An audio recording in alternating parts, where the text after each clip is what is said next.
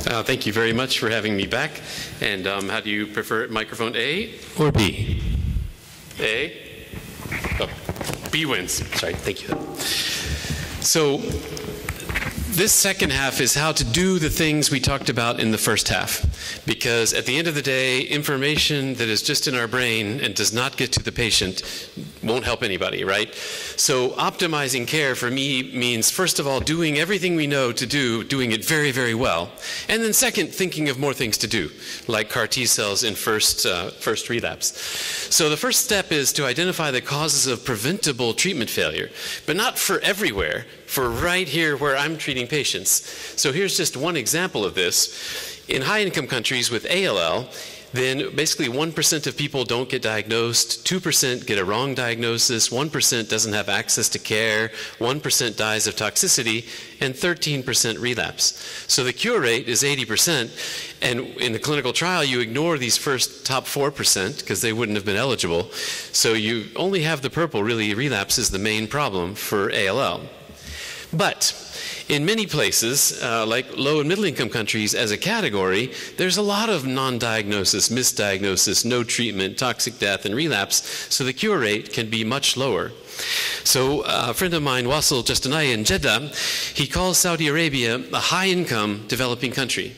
And he's, to my knowledge, the first one to use this term, and I really love it because, as you know, there are some centers that are peripheral where the level of care is much lower than what it is here in Riyadh, and some centers that are in between. It's just like in every country. In the US, I'm from Alabama, which would be, we always say thank God for Mississippi, because otherwise we'd be number 50. But because of Mississippi, we're 49. And so I would say we have some of these similar issues. Heterogeneous countries, large countries, are like this. So the question is not in general what are the problems, but what are my problems? If I'm sitting in Alabama treating a patient with ALL, what is the cause of treatment failure that I face with my patients?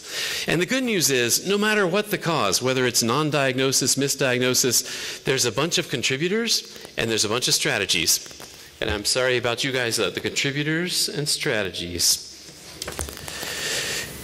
Misdiagnosis, same thing. There's lots of reasons for a misdiagnosis, and there are lots of strategies to address it. No treatment or abandonment, same thing. And relapse, avoidable relapse, not the base relapse that you're going to have everywhere, but the avoidable relapse, the extra relapse, same thing. Many causes, many interventions. So the good news here is every single cause and every single sub-cause has proven, published, effective interventions. We know what to do. Now we have to do it and do it at scale. So relentless quality improvement then for each cause. Local quality improvement for each local cause of treatment failure. ALL is a perfect example. The toxic death rate should be less than 1%. 0.5% in induction, 0.5% in all the rest of the treatment. If it's 5%, like with hyper-CVAD, then it's too much. It's 4.5% too much in induction, and then 0.5% too much after that. So we need relentless quality improvement, but it's cause-specific. So for example, if at my hospital I have 7% toxic death and 5% preventable extra relapse, I'm not counting the unavoidable relapse that everybody has, but the extra relapses that I have. Maybe some CNS relapses because I didn't make them lie flat for how long? 1 hour, thank you. And at the end of the day, right, the most important prognostic factor is the treatment. And so if the treatment included bad quality lumbar punctures, it's a bad quality CNS outcome.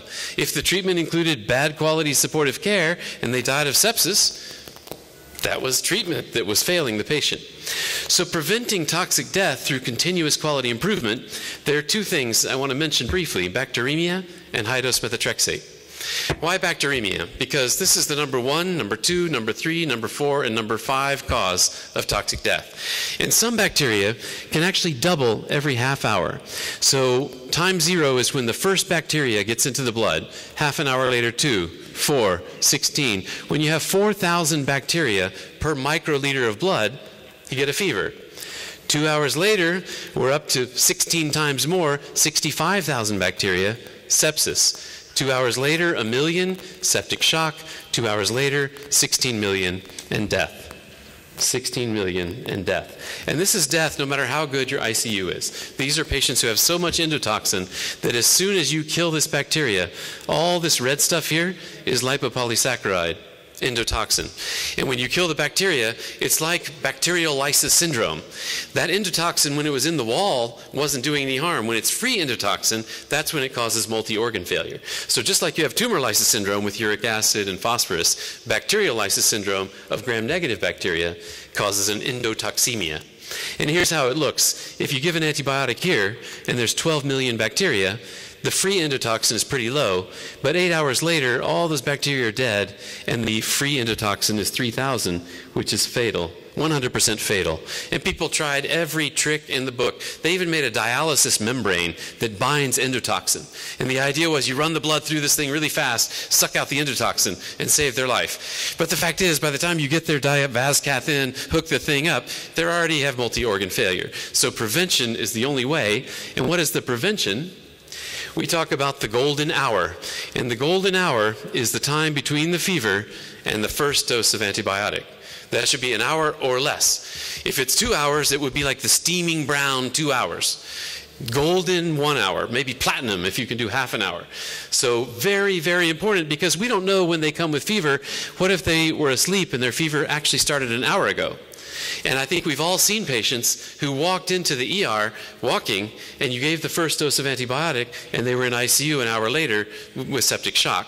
What happened was, that was one of these patients who had 1 million and just hadn't manifested it yet until they got the bacterial lysis syndrome.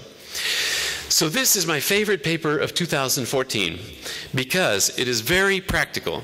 And this paper you can do at every hospital, not can, we must do at every hospital with every patient.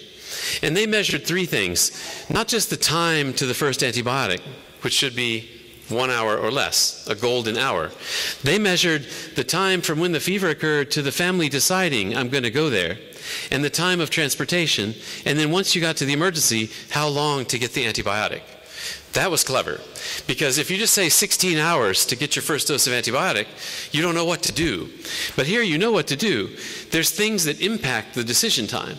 Decision time should be 0.000 minutes. Fever with possible neutropenia, you go. There's no decision. There shouldn't even be a decision. There should just be get in the car, get in the bus, get in the cab, and go. The transport time, that's a little bit harder. But it's not impossible, because most of us have a guest house near the hospital.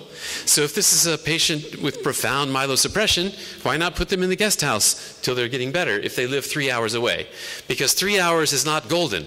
It's not silver, not copper, terrible. 3 hours could cost the patient their life. And then if the ER is too slow, there's reasons the ER might be slow. So we have to address each reason. So the intervention depends on the cause, right? So a beautiful QI project would be measuring these things and improving them. Why measure something if you're not going to improve it? Methotrexate, same story. This kidney came out of a patient who got high-dose methotrexate. And whenever you see the kidney as a pathology specimen after methotrexate, this means something really bad happened. It's an autopsy. And so you see here the methotrexate crystals, these yellow crystals. They're really very beautiful in the microscope if it weren't a human being who lost his life because of this.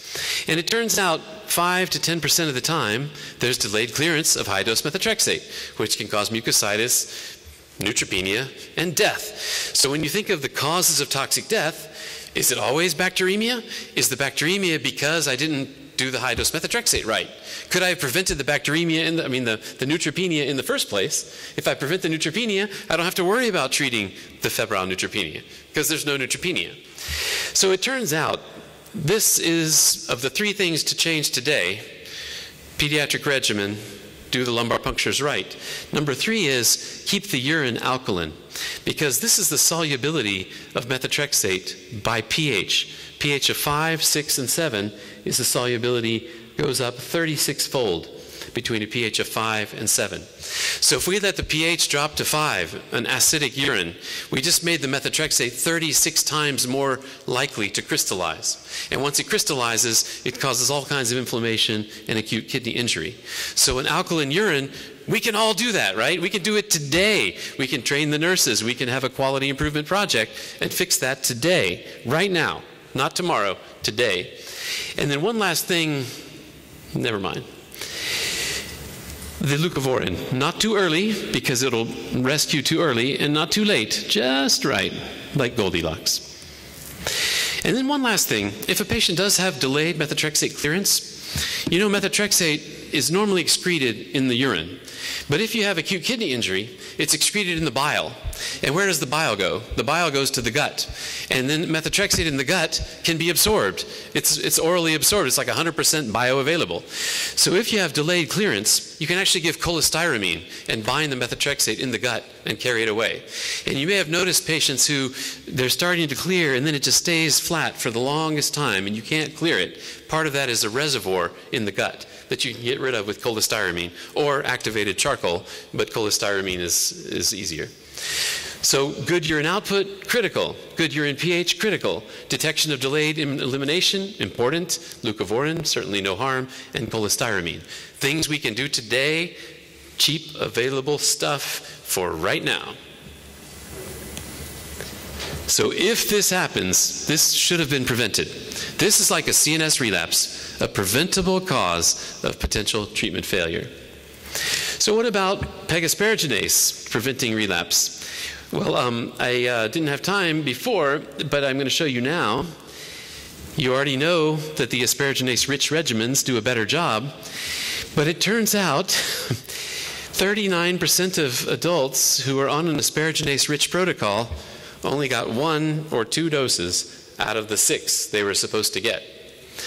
So, I would like to ask you, is their relapse risk higher in this group or in this group that got all 6 doses? Yes. Yeah, it's higher. The less doses, the worse, because it's just like going back in time to the yellow protocols, right? You're giving less, so you get less result. So when I say, what is the most important prognostic factor, you will say, treatment, but we probably need to modify this to say the treatment received. It's not the treatment in the protocol. That does nothing. I can prescribe mercaptopurine all day long. If they don't swallow it, nothing.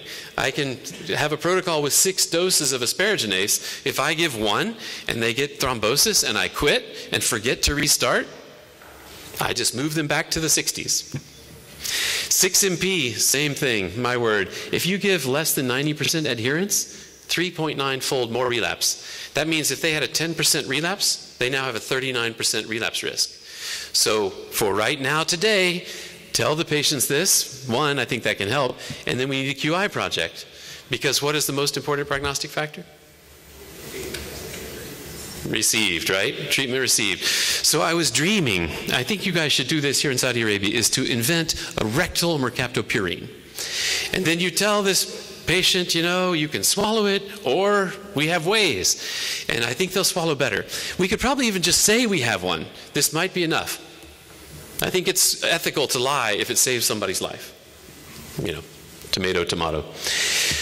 So, proposals for immediate action. I've already made 5 proposals. See if you can name them. The one is which protocol to pick. Pediatric protocol. Number 2, intrathecal, lie flat for 1 hour. Number 3, asparaginase, give all 6 doses unless they have pancreatitis, then risk versus benefit. Number 4, methotrexate, prevent the toxicity. Number 5, oh, there were 6 actually. You're nailing this. Golden hour, right. And number 6, urine pH. And number 7 is to distinguish between research and quality improvement. Why do I have to mention this? Because whenever I talk about methotrexate and say we need an immediate QI project, half the people in the room, you know what their first thought is? I got to get IRB approval. It drives me nuts. Because you can let the patient die on the floor with no IRB approval.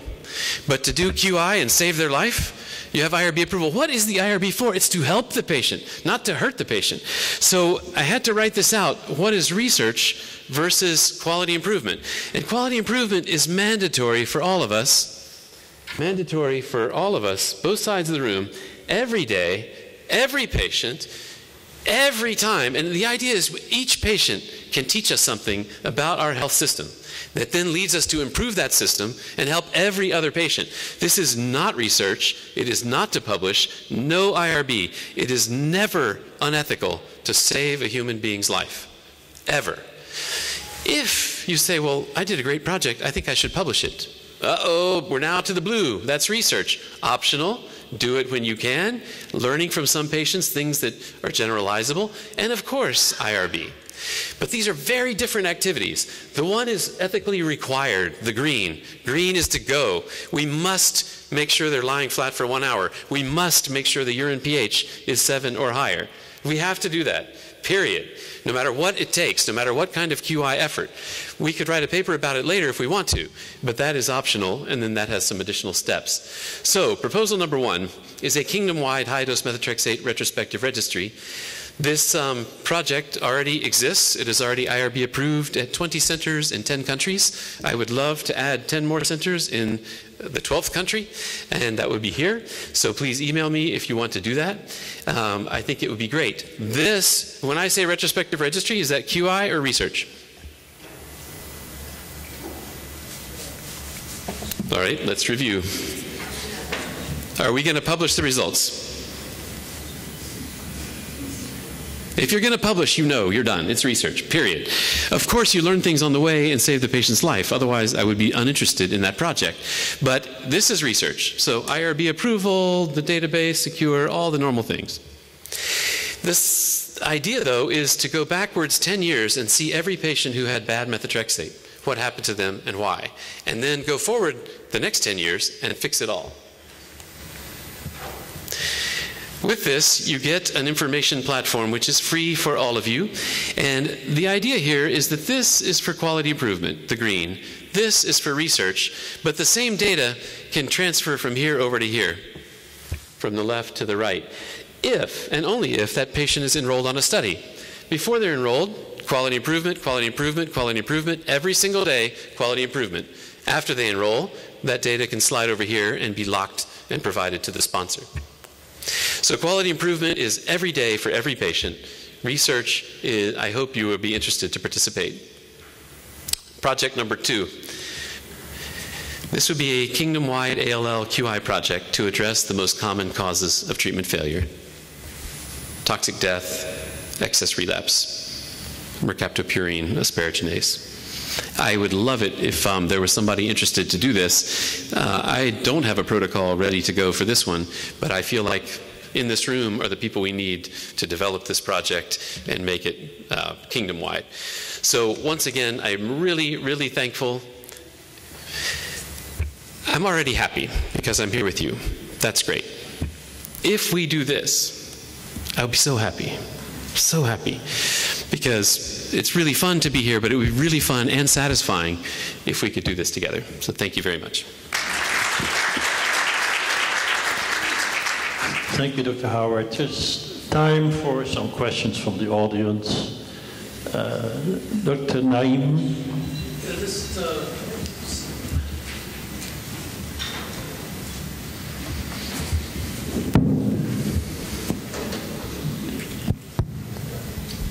You know, when I was a long time a fellow, we used to tell our patients, patients who were on chemotherapy and would come back to hospital with fever, was to take like 500 milligrams of ciprofloxacin as soon as they have fever and then come to the hospital. Does that, I mean, it practiced still, or does it make a difference? Because this 1 hour, sometimes the travel time, the patient's realization of the fever, and the waiting time in the emergency room, would that make a difference still? This is what we used to do. I sometimes still do it, but as a rule, should we do this? I love this question, and I want to ask the group, how many people do that, give their patient 1 or 2 doses of Cipro or something to take on their way?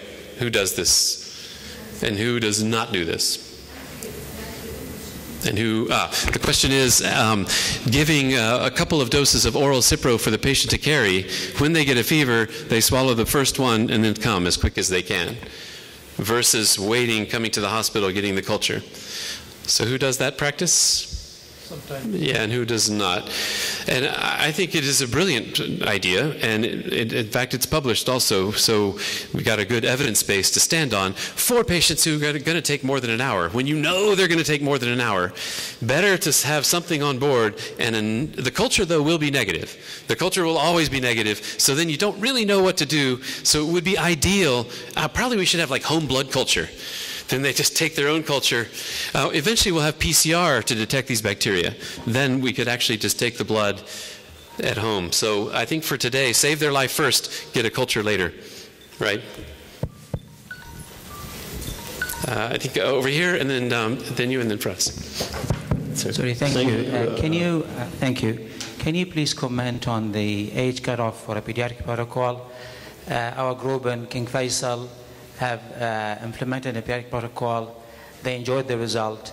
They have since gone up with the age every few years by 10 years. It feels like in a few years we'll be 95 years old going on the adolescent protocol. So every 6 months they go up 5 years? Yeah. And we do see asparaginase problems with higher age, CNS and pancreatitis and thrombosis. So what do you think we should be aiming at in terms of age when you can actually give these 6 doses of asparaginase without too much toxicity or treatment deaths? Or yeah, this is a great question. So I think the most important thing is not so much to say which protocol, but which dose of asparaginase. So in the kids, we're giving 2,500 per meter squared. In adults, it's 2,000 per meter squared. But honestly, that really should be adults up to 39. So 40 to 50, I would go to 1,500, and over 50 to 1,000. And what you're doing there is you're not so much decreasing the incidence of problems, but how easy it is to back out. Because if you give 1,000, it's gone in 14 days guaranteed. If you give 2,500, some patients will be 4 weeks, they'll still have asparaginase activity. I dream of somebody creating a neutralizing antibody, so we'd have a sort of a rescue strategy, but that is years away. So I think nowadays people between 50 and 70 are sometimes even using 500 per meter squared, but still giving. I don't know if that's right or not, but up to, I would say 50 is sort of the dividing line. I think there is one more question there in the audience. Yes. 1.5. Thank you very much. Nice. Can you hear me? Yeah, yell it out loud though. I'd like to say thank you very much for your lecture. Actually, I do agree with you regarding the research and IRB approval, because sometimes we find a side effect on some of the medication on long run, and then you want to implant this protocol to start and find out this abnormality earlier. And then when you consider this maybe in going for research, they always say to you, no, you're not going to implant this until we have the IRB. So I totally agree with you in this case. Yeah. My question is, some of the patients who are neutropenic, they don't develop fever when they are actually severely septic. And unfortunately, it goes the same way as an IRB, and they told you that according to the guidelines, you're not supposed to start the patient because there is no fever. While actually being a physician and a consultant with a lot of experience, seeing a sick patient, you can say there's a sick patient, and you need to start that. And this is something I consider it like a delay as well in these patients. So from your experience, would you like to enlighten us about that? Can you make it a short answer, Dr. Howard? Yes, short summary and short answer. So the question is, a febrile non-neutropenic patient who appears ill, I treat them exactly the same. If they're neutropenic, if they're neutropenic but not febrile, so neutropenic and ill counts the same as neutropenic and febrile, especially if they're on steroids. Steroids are very good antipyretic. So neutropenic with steroids, any twitch, they should be treated as febrile neutropenia. And I think, Feroz, you get to bring us home. Thank you. He had his hand up, or no? I think we have to go on. Thank you very much for your contribution.